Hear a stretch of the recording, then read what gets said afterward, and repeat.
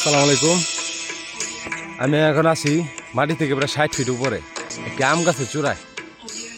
প্রচণ্ড রোদ সরাসরি লাগছে একদম আমার গায়ে। এই যে সূর্য, দেখা যায় না কিচ্ছু তাকালে। আমার পিছনে এগুলো দেখতে পাচ্ছেন যে এগুলো কিন্তু পানের লতা পাতা। পুরো আম গাছটা ভরে গেছে পান দিয়ে। এই যে এগুলো সব পান। এর আগে একটা ভিডিও করেছিলাম পান নিয়ে। আগে গাছে ওঠার পর একটা জিনিস দেখলাম, সেটা দেখার পর মোবাইল নিয়ে ভিডিও করলাম। বিষয়টা হচ্ছে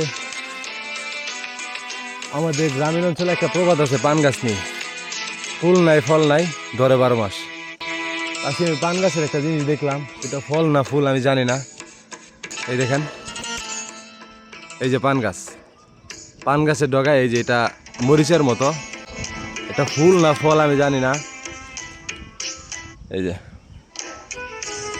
এটাকে ফুল বলে না ফল বলে আমি জানি না, তবে আমার মনে হয় আমাদের যে প্রবাদটা দেয় সেই প্রবাদটা মিথ্যা। পান গাছেরও ফল ফুল হয়। এই যে দেখেন, মরিচের মতো প্রতিটা ডোগায়। তবে বিষয় হচ্ছে যেটা বুঝলাম এতদিনে, যে পান গাছের ফল অথবা ফুল এই জিনিসটা আসে সবার উপরে, নিচের দিকে আসে না। এখানে প্রায় মাটি থেকে প্রায় 60 ফিট উপরে আছি। ওই যেটা হচ্ছে স্থল ক্ষেত। এটা আম গাছ, পুরোটাই আম গাছের চূড়ায় এই যে চিকন চিকন ডাল। এত উপরে উঠে পান পাড়ার মজাই আলাদা। আসলে পান গাছ উঠে পান দেখলে নিচে নামতে মন চায় না, মন চায় পারি। পান খাই না, কিন্তু তারপরেও মনে হয় যে আমি বারবার পারি। 1 ঘন্টা 2 ঘন্টা হয়ে যায় পান পাড়তে। ব্যাগ ভরে ফেলছি একটা বাজারে, ব্যাগ ভরে ফেলছি প্রায়। এমন পান পারি আজকে 2-3 ব্যাগ পাড়া দেবো।